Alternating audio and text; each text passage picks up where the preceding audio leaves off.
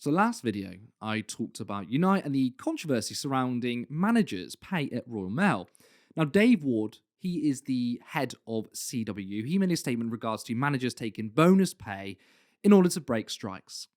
Now, these managers, or at least some of these managers, are represented by Unite, the union. Sharon Graham is the leader of Unite, and she released a statement on Twitter, on social media, saying that they were unaware of this. And essentially, they're trying to make clear that they are not a scab union. Now, there were many comments in the last video, and looks like not a lot of you were particularly convinced, which I'm going to go through now. There's also one commenter who has provided some evidence of possible collusion between Unite and Royal Mail, and I will get to it at the end of the video. First up, Tyne O'Harrow, I think that's how you say your name. If this is true, then Unite should be ashamed of themselves, and I will resign from this union. No messing. Tyne O'Harrow, completely understandable. I would be rightly angry, and why would I want my money going to dodgy practices? So yeah, completely understandable. So next up, Mighty Pie. Well, every word you have said is right. I point out this is a manager issue. I'm RMT. As soon as my managers union voted to strike, they dropped out so they could get Scab in. It's managerial brain rot. Boot poisoning. Yeah, you're absolutely right. It is a managerial issue. Potentially just a select few people who are taking bonus pay or at least having conversations with that. But I suppose the question is, who knows about this? Who's allowing it to happen? Roy Hughes. Well said. I've moved away from the left since their embrace of wokeism. I hope this channel stands for traditional left values. Okay, Roy, first of all, what is traditional left values? This is quite clearly a socialist channel. I'm myself a socialist. That's pretty traditionally left wing. In terms of wokeism, again, like this is a whole nother conversation. But what exactly is wokeism and what's it got to do with the left? Well, first of all, I want to make clear that there are many people who conflate the left and liberals. Now, liberals, their sole focus has essentially been identity politics, just talk about social issues and completely ignore class issues, which is obviously ironic because liberals are also really, really bad at social issues. A lot of the political discourse has basically blurred these two lines between the left and liberals. And there's many people who left the Labour Party, don't think the Labour Party represent the traditional working class anymore. A lot of them went to UKIP and other political parties. But it wasn't the left that abandoned it. It was the main political parties that embraced liberalism without any class analysis. But also, I'm not going to stop talking about social issues because they're just as important. And actually, social issues and class issues intertwine. But I'm not going to ignore social issues. And obviously, I'm a person of colour. I'm not going to ignore those sorts of injustices. So, I hope you stick with the channel. I love you comment again and say, what is traditional values, left-wing values? And also, and I'm not saying this sarky, but tell me what you think wokeism is. It'd be an interesting conversation to have. Jack King. What those opposing striking workers fail to realise that the strikes are not just about low pay. The strikes are also about workers fighting for their jobs. Striking workers have tried every route to negotiate things, and strike action really is a last resort.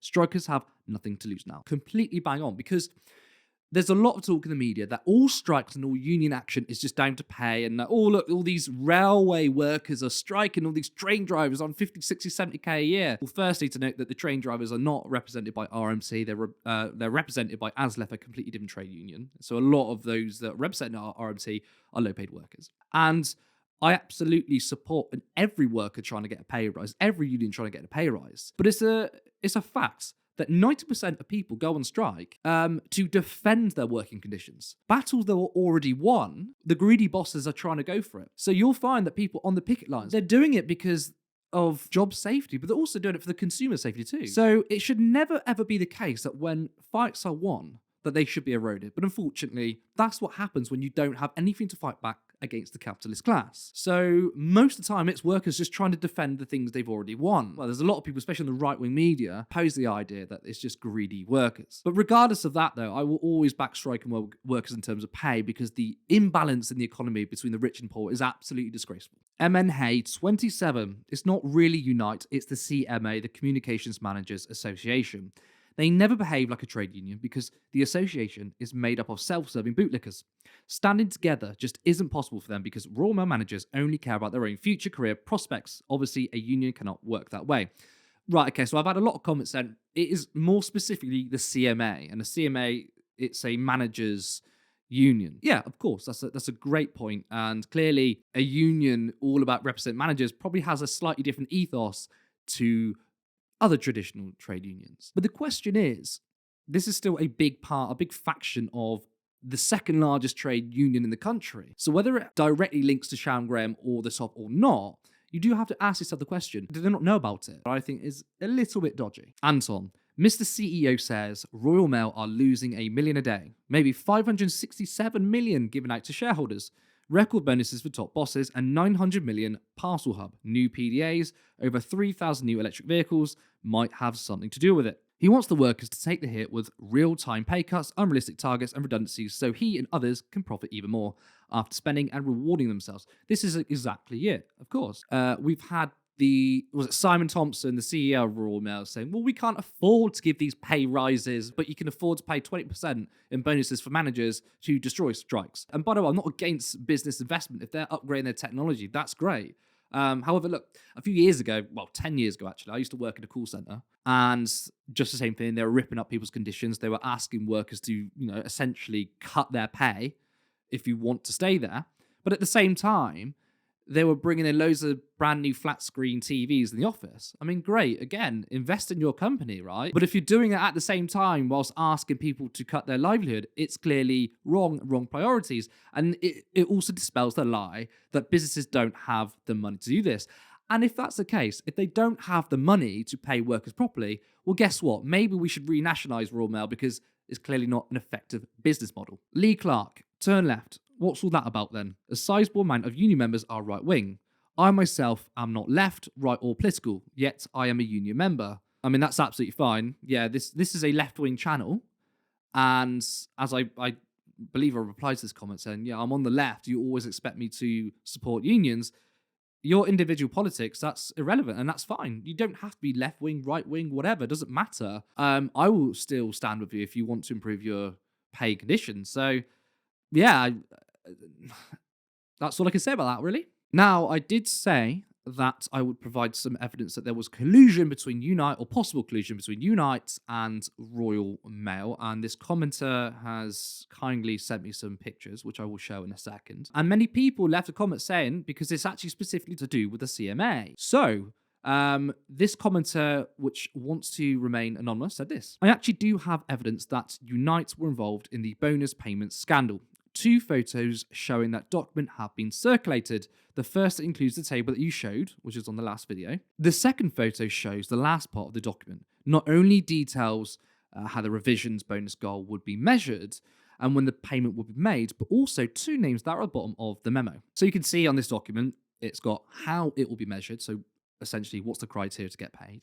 When the bonuses will be paid, which is said around the end of June. And yes, at the bottom, you've got 2 names. Grant McPherson, the Chief Operating Officer, and Gary Sassoon-Hales, Unite CMA National Representative. This is pretty unequivocal that there is a deal between a union and Royal Mail in order to stitch up workers. Is this the whole of Unite? Does this go to the top? We don't know. The question is, though, CMA, right, is a large branch of the second largest union in the country. It seems quite unrealistic that Sharon Graham and the leadership wouldn't know anything about this. I would be very surprised. So that leaves 2 scenarios. Scenario number 1, Sharon Graham knows all about this. She agreed to it, she allowed it to happen, and then lied about it afterwards, which makes her a scab, and it makes Unite the Union a whole as pretty damn scabby. The second scenario is that Sharon Graham doesn't know, the leadership of Unite doesn't know, and the CMA are working in secret with Royal Mail. Now, each outcome is terrible because it still shows collusion between either a full union or a faction of a union. And then if it was a secret between the CMA and Royal Mail, it doesn't seem like a very well-functioning union that the leadership doesn't know about it. Now, the big picture here is that there will be a lot of right-wingers jumping on this. They're jumping on Len McCluskey and potential illegal activity within Unite. Again, we don't know that, and there's no point jumping on a union without full evidence. We have to wait for that. But the right will jump on it anyway because they just hate unions, and they'll jump on this, and they'll say, well, this is because unions are bad, and this is why the bad behavior happens in these organizations. Well, that's obviously rubbish because we can find countless examples of where private corporations and businesses have done terrible behavior.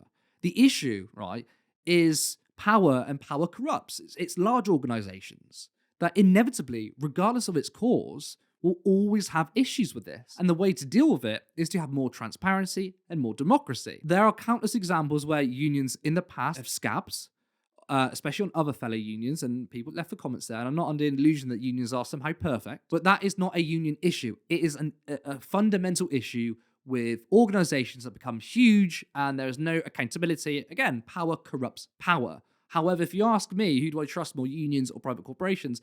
90% of the time, unions are probably in the right. But again, this is still incredibly worrying. And we'll see what happens with developments. But Sharon Graham does have some questions to answer. And again, I'm not trying to pile in on her because actually last video was very fair. And I said I actually probably believed Unite.